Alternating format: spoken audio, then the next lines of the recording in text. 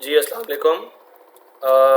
ये हमारे पास वो वर्कशीट है जिसका मैं सॉल्यूशन आप लोगों तक पहुंचा रहा हूँ। एक दफ़ा आप अच्छे से सुन लें कि इस वर्कशीट में जैसे क्वेश्चन हैं इस तरह के क्वेश्चंस आप लोगों को आने हैं। ओके, एग्जैक्टली ये क्वेश्चंस बिल्कुल नहीं आने, ठीक है। तो जितने भी कॉन्सेप्ट्स हम लोग इस वर्कशीट में सीखेंगे वो आपको काम आएंगे कैम्ब्रिज में भी और आपके अक्टूबर सेशनल को भी सॉल्व करने में। ओके, तो पहला क्वेश्चन है, इट इज़ सेइंग कि एक स्कूल टीचर ने स्प्रेडशीट क्रिएट की है ताकि हम टाइम कीपिंग को मॉनिटर कर सकें, ठीक है। He has produce a formula but things it could be improve, ठीक है। कहते हैं उन्होंने एक फार्मूला प्रोड्यूस किया जो कि ये है इफ़, ओके, ये कंप्लीट फार्मूला है। तो अब अगर आप इस शीट को देखोगे तो आपको नेम ऑफ स्टूडेंट का एक लेबल नज़र आ रहा है, टेक्स्ट नज़र आ रहा है, ठीक है। नंबर ऑफ लेट्स नज़र आ रही हैं, ठीक है ना, टर्म्स नज़र आ रही हैं, ठीक है।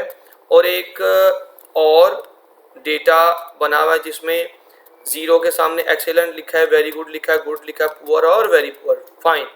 तो हमने क्या करना है, वो कह रहे हैं write down the value that should appear in cell C4, ठीक है। C4 सेल हमारे पास ये वाला है, ठीक है।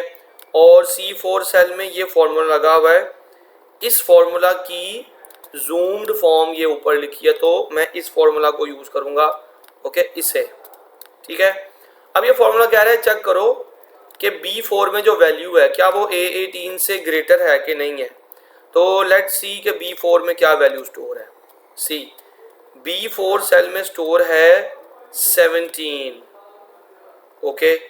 तो अब आप लोग ज़रा माइंड से सोचें ना कि क्या 17 ग्रेटर देन है A18 में जो वैल्यू पड़ी है। A18 में स्टोर है 25, ओके। तो क्या 17 ग्रेटर देन 25 होता है? नहीं होता, फॉल्स।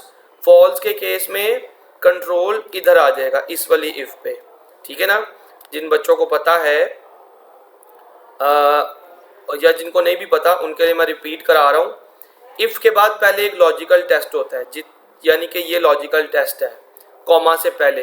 कॉमा के बाद जो वैल्यू लिखी हुई है वो उस पर कंट्रोल तब जाएगा जब लॉजिकल टेस्ट ट्रू हो जाएगा, ठीक है। और सेकंड कॉमा के बाद फॉल्स टास्क है। फॉल्स टास्क का मतलब है ये इस टास्क पे तब कंट्रोल जाएगा जब ये लॉजिकल टेस्ट फॉल्स हो जाएगा। तो यहाँ पे लॉजिकल टेस्ट फॉल्स हो रहा है ना, 17 ग्रेटर देन 25 नहीं होता, ठीक है। जबकि यहाँ पे लिखा हुआ है 17 मतलब B4 ग्रेटर देन A18 है, ठीक है। तो ये बात झूठ लिखी है, यानी कि फॉल्स लिखी है। In case of false control जाएगा इस वाली इफ पे। और यहाँ पे लिखा हुआ है चेक करो B4 में अंदर, ठीक है, 17 ग्रेटर देन होना चाहिए A17 से, मतलब 15 से ग्रेटर देन होना चाहिए, जो कि है, ठीक है। अब इस लॉजिकल टेस्ट के लिए जो ट्रू एक्शन है वो ये है कि B17, और जो फॉल्स एक्शन है वो ये है, ओके, ये वाली एक कंडीशन। बट यहाँ पे तो हमारे पास ये लॉजिकल टेस्ट ट्रू हो रहा है। ट्रू के केस में B17 प्रिंट हो जाएगा। B17 के अंदर क्या स्टोर है? Poor, okay. तो यहाँ पर आई मीन C4 के अंदर पुअर स्टोर हो जाएगा, फाइन। तो आपका आंसर बनेगा पुअर, ओके। आगे चलते हैं। इसी तरह आप इसका कॉन्सेप्ट माइंड में रखें कि अगर आपको B4 की बजाय अगर 12 से कंपैरिजन करवाया जाता, आई मीन B7 से कंपैरिजन कराया जाता, तो ये फॉर्मूला आगे भी फॉर्मुलेट हो सकता था। तो अकॉर्डिंगली आपने चेक करना है कि ये फॉर्मूला आपको क्या कह रहा है। एग्जाम में आपको कोई भी वैल्यू चेंज करके दी जा सकती है, फाइन, ओके। उसके बाद ये क्वेश्चन 2 है जिसमें आपके पास एक शीट दी हुई है, शीट का एक एक्सट्रैक्ट है, ओके। और क्वेश्चन कह रहा है कि attainment levels range from 1 to 9, मतलब ये जो अटेनमेंट लेवल्स है ना, यहाँ पर 7 है, यहाँ पर 6 to 7 है, यहाँ पर 8 और 9 है। तो अटेनमेंट के लेवल्स 1 से लेके 9 तक हो सकते हैं, ओके। और एफर्ट के लेवल बिटवीन 1 and 3 हो सकते हैं, ओके। अब कुछ स्टूडेंट पूछते हैं सर ये अटेनमेंट और एफर्ट है क्या, ठीक है। तो ये मार्क्स हैं जो स्टूडेंट को अवॉर्ड किए गए हैं, ठीक है ना। मतलब एफर्ट के मार्क्स इसको 2 मिले हैं, इसको 3 मिले हैं, इसकी अटेनमेंट के मार्क्स मतलब इसने जो अटेम्प्ट किया था पेपर उसमें इसके 7 आए हैं और इनके भी 7 आए हैं, तो ये मार्क्स हैं, okay. But this is not the question. Question ये है कि ये रेंजेस आपको डिफाइन कर दी गई हैं 1 to 9 for attainment and 1 to 3 for effort, fine, okay. Write down one example of extreme data, ठीक है। अटेनमेंट के लिए एक्सट्रीम डेटा की एग्जांपल देनी है और एफर्ट के लिए अब नॉर्मल डेटा की एग्जांपल देनी है, ठीक है। जिन बच्चों को नहीं पता कि एक्सट्रीम डेटा और अब नॉर्मल डेटा क्या होता है, पहले मैं वो क्लियर कर दूं, ठीक है। तो सी 3 टाइप के टेस्ट डेटा होते हैं, ठीक है ना। We have 3 types of test datas, ठीक है। फर्स्ट होता है बेटा normal, then we have abnormal, okay, और फिर होता है एक्सट्रीम। पहले मैं इनकी डेफिनेशंस लिख देता हूँ आपको, क्योंकि डेफिनेशंस आपके पेपर में आ सकती हैं। यू नो दैट कि थ्योरी का पेपर है तो डेफिनेशन आ सकते हैं। नॉर्मल डेटा का मतलब होता है the data that is with in range and accepted, okay. फिर अब नॉर्मल डेटा का मतलब होता है the data that is out of range and rejected, fine. Extreme data का मतलब होता है boundary data that is accepted, okay. What does it means, let's say एक जगह पे ना आपको मार्क्स एंटर कराने का कहा गया, ठीक है, और मार्क्स एंटर कराने आपने बिटवीन 0 एंड 75, ओके। अब इस केस में नॉर्मल डेटा क्या होगा वो देखें। नॉर्मल डेटा होगा any data that is between 0 and 75, like 54, okay, 71, ठीक है, और 1 या लेट्स से 10, ये सारे नॉर्मल डेटा हैं, ओके। ये सारा डेटा नॉर्मल है। अगर मैं बात करूं अब नॉर्मल डेटा की, तो अब नॉर्मल डेटा का मतलब होगा -98 या 75 से बड़ी वैल्यू क्या हो सकती है 79 और 100, ठीक है। तो अब नॉर्मल डेटा वो डेटा होता है जो आउट ऑफ रेंज हो, ठीक है। एक और एग्जांपल देखते हैं -89, ठीक है, क्योंकि 0 से कम है। एक और एग्जांपल लेते हैं 567। ये दोनों अब नॉर्मल डेटा होंगे जो इस रेंज में एक्सेप्टेबल नहीं है, बिटवीन 0 एंड 79, ठीक है।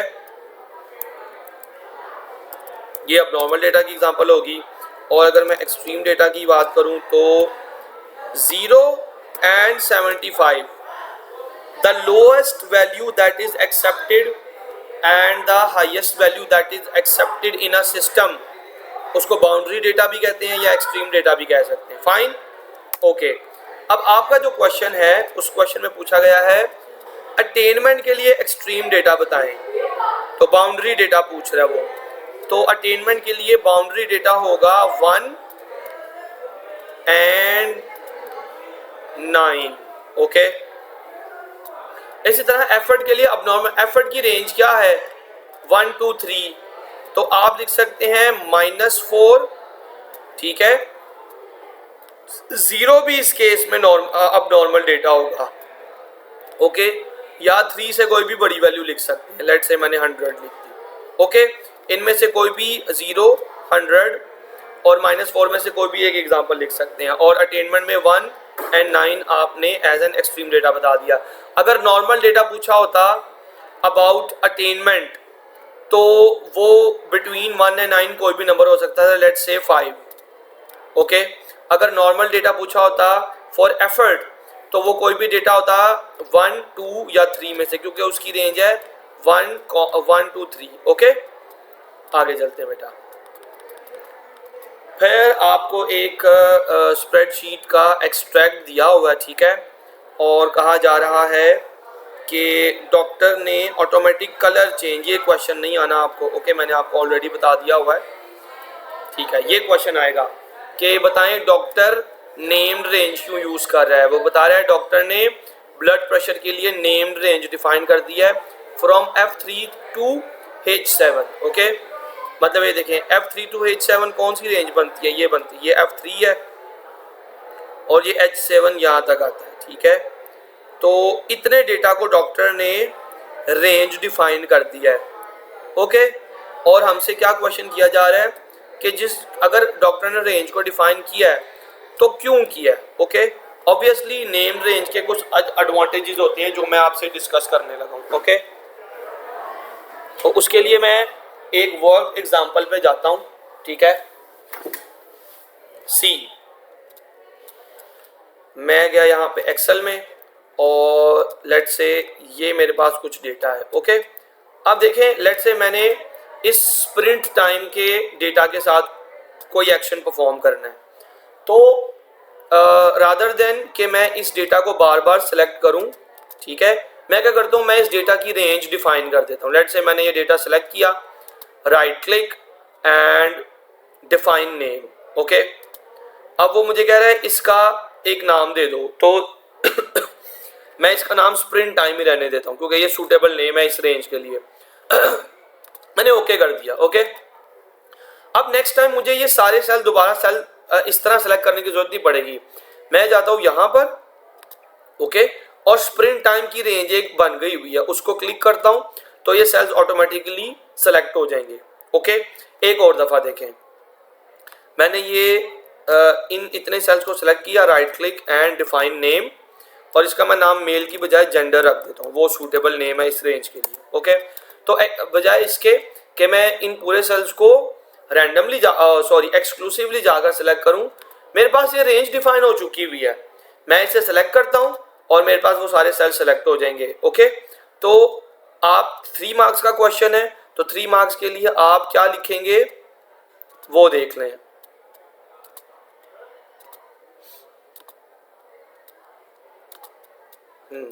देखें 3 मार्क्स के लिए एटलीस्ट 3 पॉइंट्स लिखने हैं आपने। ठीक है, जैसे आप पहला लिखेंगे कैटेगराइजिंग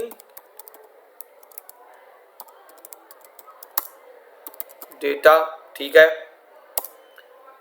उसके अलावा टाइम सेव होता है आपका। ठीक है, do not need to select cells exclusively again. Okay, exclusive. Okay, उसके अलावा आप ये लिख सकते हैं कि data will be easier to understand. Okay, ये कुछ पॉइंट्स मैंने लिखवा दिए हैं। ठीक है, ये आपका आंसर बन सकते हैं। 4 लिखवाए हैं, 3 मार्क्स का क्वेश्चन पूछा हुआ। ठीक है, ये वर्कशीट की PDF मैं आपको सेंड भी कर दूंगा। आगे चलते हैं। ओके, तो हमारे पास एक चार्ट है। ठीक है, और इस चार्ट के ऊपर हमने क्या करना है, explain how the doctor create graph chart. हाँ, ग्राफ चार्ट को क्रिएट करने का प्रोसेस नहीं पूछा जाएगा, ये नहीं आना।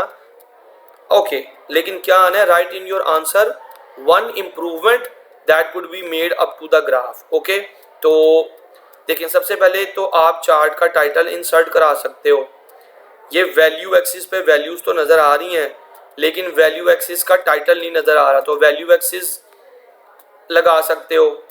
दूसरा कैटेगरी एक्सिस लगा सकते हो। ठीक है, और डेटा लेबल्स शो करवा सकते हो। ओके, तो इसका आंसर बनेगा, वो मैं लिख रहा हूँ।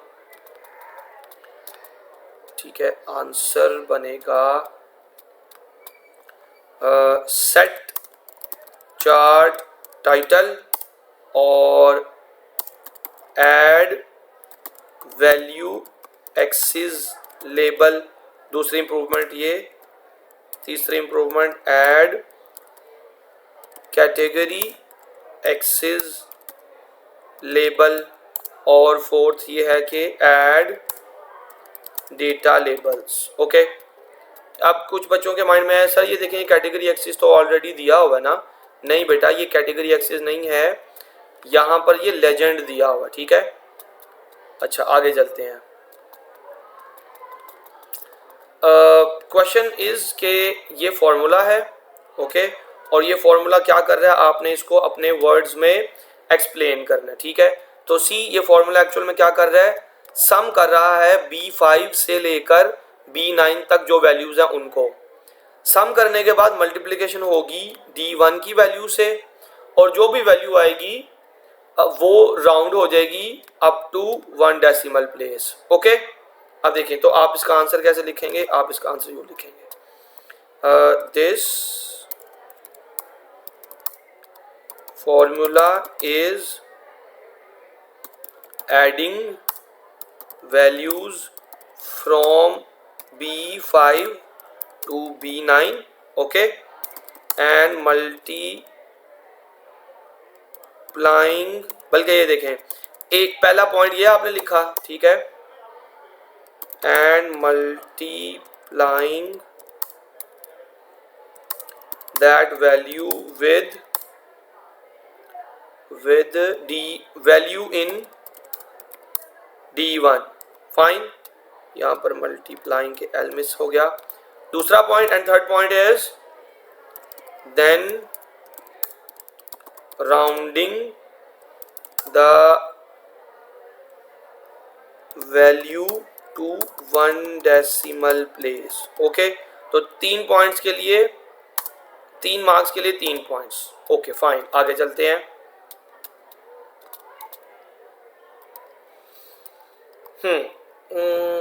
The judge score column will be tested using normal, abnormal and extreme data, ठीक है। explain giving example of test data which would be used, what is meant by abnormal test data, extreme test data, ठीक है। तो मैंने already इनके answer लिखवा दिए हैं, इनकी डेफिनेशंस आपको लिखवा दी हैं, ये इनकी डेफिनेशंस हैं, ठीक है ना। नॉर्मल टेस्ट डेटा की डेफिनेशन ये होती है, abnormal की ये, एंड बाउंड्री डेटा की ये एग्जांपल है, फाइन। और इनका कॉन्सेप्ट भी मैंने क्लियर करा दिया, तो ये वाला क्वेश्चन मैं दोबारा अटेम्प्ट नहीं कर रहा, ओके फाइन। अभी देखें, यहाँ पर आपसे सिंपली पूछा जा रहा है कि ये वर्कशीट का एक्सट्रैक्ट है, ठीक है, और आई मीन ये आपको एक्सट्रैक्ट दिया हुआ है और क्वेश्चन नीचे है, write down the number of rows that are shown in the spreadsheet that contain text. आप बच्चे क्या करते हैं, तेजी में लिखेंगे, अच्छा यार 7 रोज हैं, सारी रोज में डेटा मौजूद है, तो यहाँ पर आंसर लिख देंगे 7, ओके। 7 आंसर ठीक नहीं है, क्योंकि अगर आप तसल्ली से गौर से देखेंगे तो इस रो में कोई डेटा नहीं है, रो 3 में कोई डेटा नहीं है, तो आपका आंसर होगा 6, ओके, ठीक है।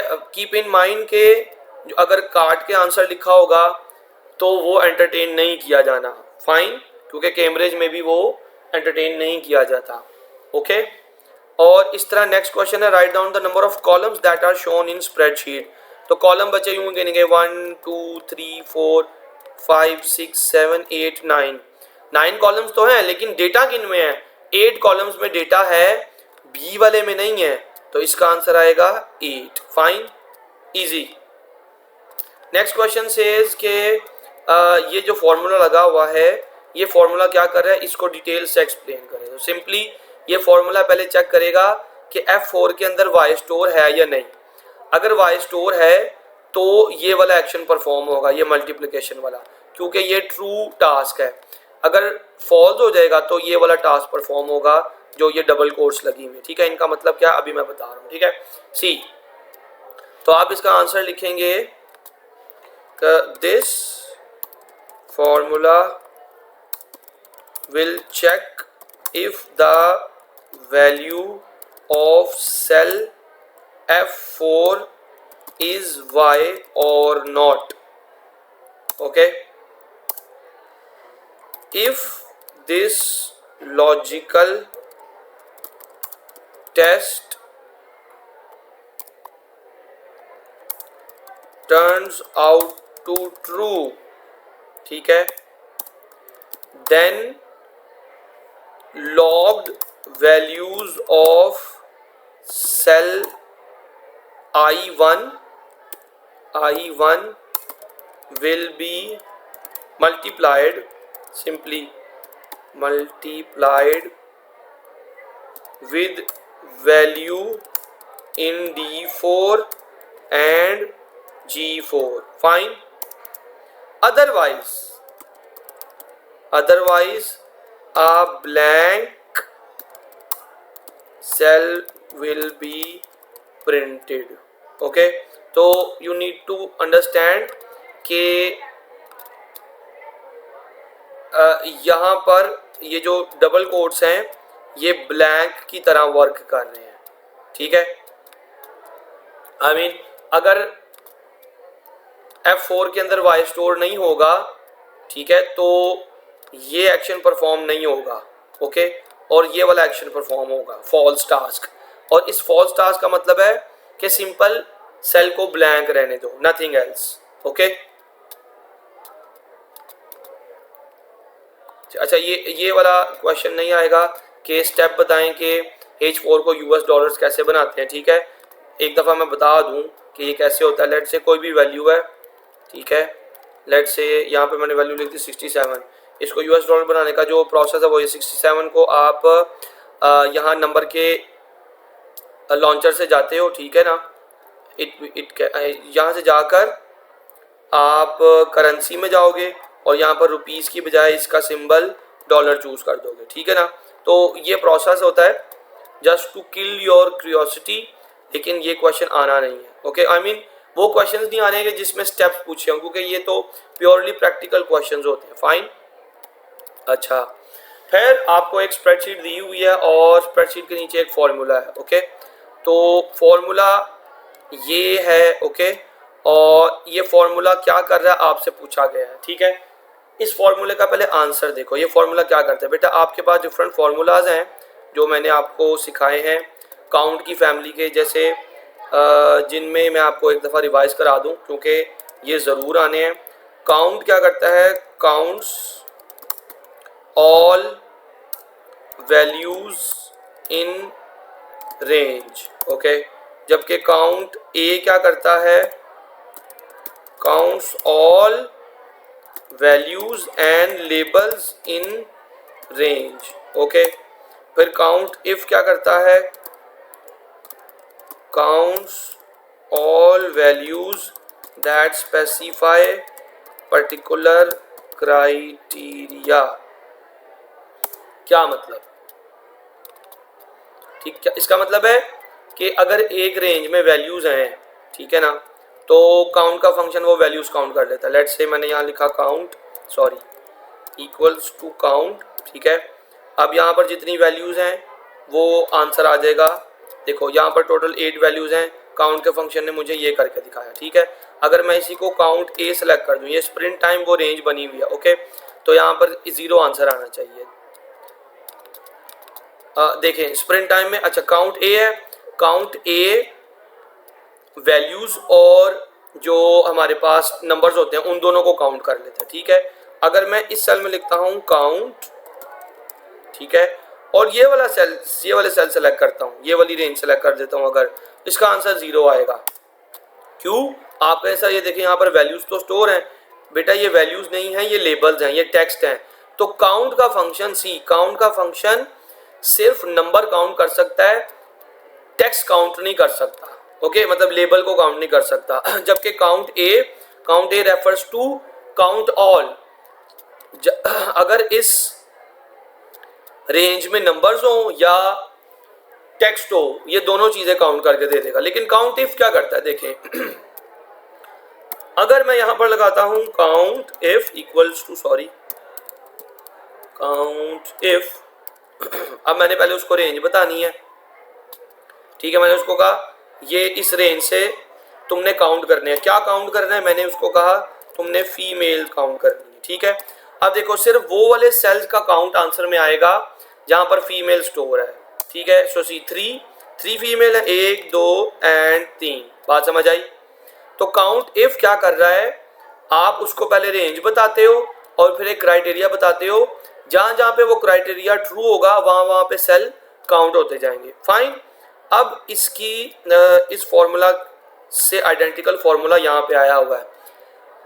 यहाँ पर ये रेंज है, मतलब इस रेंज में से काउंटिंग होनी है. काउंटिंग किन सेल्स की होनी है, जहां पर F3 मिल जाए. अब पहले हम F3 पे जाके देखते हैं कि F3 पे क्या पड़ा हुआ है। सी F3 पर यहाँ पर ये एक वनाउतू नाम का टेक्स्ट स्टोर है, ओके। F3 में तो रेंज कौन सी डिफाइन करके दिया उसने, जहां पर हमने चेकिंग करनी है, range is A3 to A19, ठीक है। मतलब रेंज ये है, दिस इज माय रेंज। इस पूरी रेंज में मैंने F3 में जो वैल्यूज है ना उनका काउंट करना है, fine.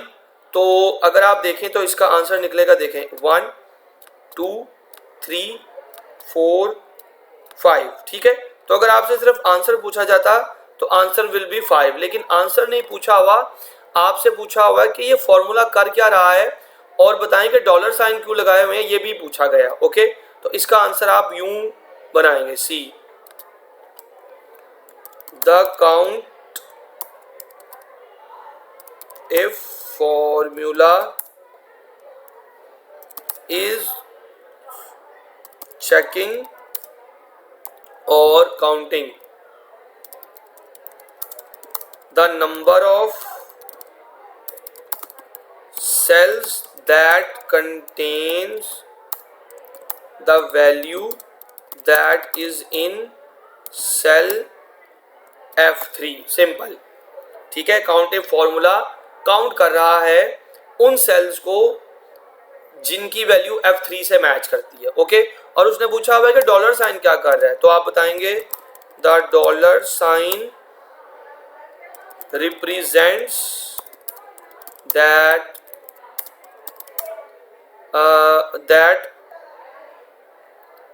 these cells are logged, ठीक है। या आप इसकी बजाय ये लिख सकते हैं the dollar sign represents absolute referencing, okay. आप ये वाला लाइन भी लिख सकते हैं, ये वाली लाइन भी लिख सकते हैं, दोनों काबिल कबूल होंगी, ठीक है। तो 4 मार्क्स का क्वेश्चन है, 2 marks for each point, 2 marks इस पॉइंट के लिए, 2 मार्क्स इनमें से कोई भी एक पॉइंट लिख लेने के लिए, ओके। यहाँ पे मैंने और लिख दिया, आगे देखते हैं, ओके। ये फॉर्मूला काफ़ी आसान सा है। कह रहे हैं सेल B20 के अंदर अगर 35,000 स्टोर है, चेक करो, अगर होगा तो वाई प्रिंट करा दो क्योंकि ट्रू टास्क वो है, अगर फॉल्स हो जाए लॉजिकल टेस्ट तो एन प्रिंट करवा दो, ओके। तो ये फॉर्मूला सिंपली यही कर रहा है, ठीक है। तो मैं लिख रहा हूँ this formula will check if B20 if the value in B20 is greater than 35,000, okay. If this logical test turns out to true, then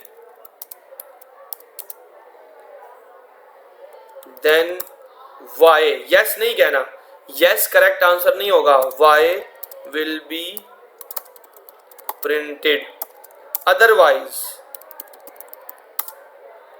n will be printed, simple, okay. आगे चल रहे हैं, आपके पास एक और स्प्रेडशीट का extract है, ठीक है, जिसमें कहा जा रहा है बताएं कि ये फॉर्मूला क्या करेगा। G3 के अंदर क्या वैल्यू है पहले देख लेते हैं। G3 के अंदर स्टोर है 200.6, ठीक है। इसको करके भी देखते हैं। लेट्स से मेरे पास एक यहाँ पर G3 सेल ये है, ठीक है, बल्कि किसी भी सेल में ले लेते हैं, ठीक है। G3 की वैल्यू थी 200.6, तो मैं डायरेक्ट लिखता हूँ इंट, देखना ज़रा 200.6 डिवाइडेड बाय 60, ठीक है। इसका आंसर देख लेते हैं। क्यों नहीं एग्जीक्यूट हुआ, क्योंकि इक्वल का साइन मिस है। अब ये फॉर्मूला बन गया, ठीक है, 3 आंसर आया। देखो 200 को अगर मैं सिंपली 200 को देखना, 200 को डिवाइड करता हूँ 60 से तो आंसर डेसिमल्स में आता है, ओके। लेकिन मैंने कहा 200.6 को जब 60 से डिवाइड कर रहे हो, ठीक है, 200.6 को अगर मैं 60 से डिवाइड करता हूँ तो डेसिमल में आंसर आ रहा है। लेकिन अगर मैं इंट फंक्शन लगा रहा हूँ तो इंट फंक्शन जो भी आंसर आ रहा था, ठीक है, जैसे जो ये आंसर आ रहा है ना 3.3444, इस आंसर को देखें इंट मतलब इस आंसर को इंटीजर बना रहा है ये इंट फंक्शन। फाइन, तो इंटीजर वैल्यू वो वैल्यू होती है ना जिसमें पॉइंट्स नहीं आते, तो आप इसका आंसर लिखेंगे दिस फॉर्मूला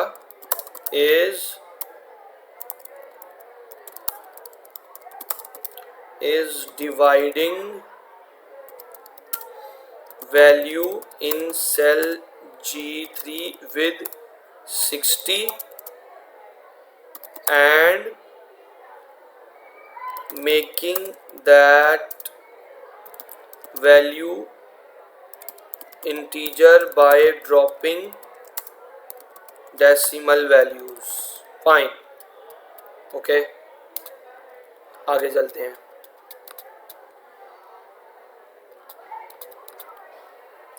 नीचे एक ये आसान है, ठीक है, बताएं ये फॉर्मूला क्या कर रहा है।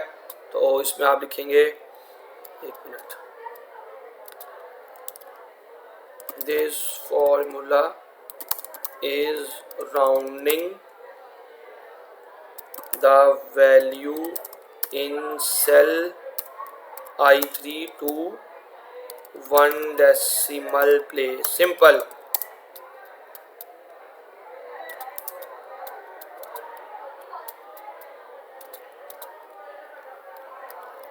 ओके, एक और एक्सट्रैक्ट आपको दिया हुआ है और इसमें पूछा गया है कि E3 से F6 तक रेंज डिफाइन कर दी गई है, ठीक है ना। E3 से F6 तक, ये E3 है और ये F6 है, ये इसको एक रेंज बना दिया गया है, ठीक है। तो अब वो पूछेगा बताएं रेंज बनाने से क्या एडवांटेजेस मिले हैं या रेंज बनाने की क्या हमें क्यों बनाई गई रेंज। तो इसके मैं एडवांटेजेस ऑलरेडी डिस्कस कर चुका हूँ आपके साथ, वो आपने वही वाले लिख देने हैं, ठीक है ना। हाँ, कहता है इस रेंज का एक अप्रोप्रिएट नाम दे के बताएं। तो आप इस रेंज को जब डिफाइन कर रहे होगे आप इसका नाम रखेंगे, देखो ये है सब्जेक्ट कोड्स, ये है सब्जेक्ट्स, तो आप इस पूरी रेंज का नाम रख देना सब्जेक्ट। इसका आंसर आएगा सब्जेक्ट।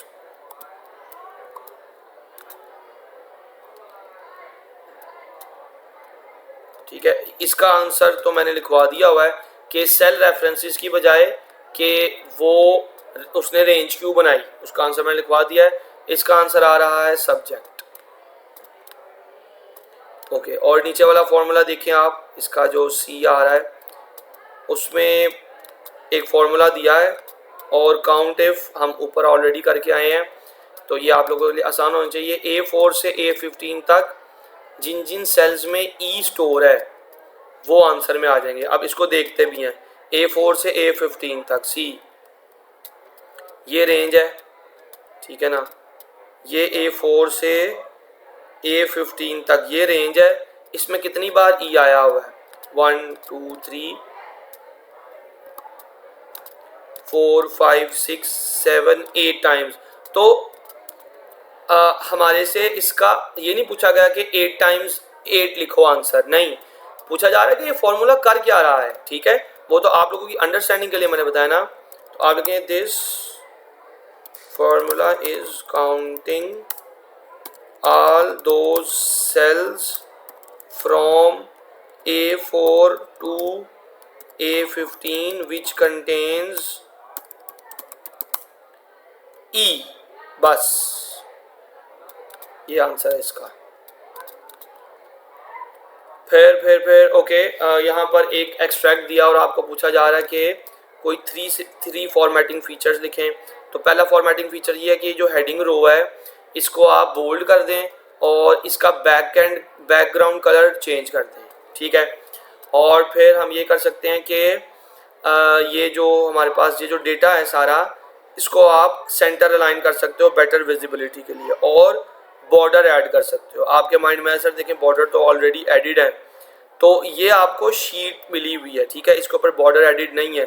आप लिख सकते हैं कि इसके ऊपर आप बॉर्डर एडिट कर सकते हैं, ऐड कर सकते हैं। तो आंसर बनेगा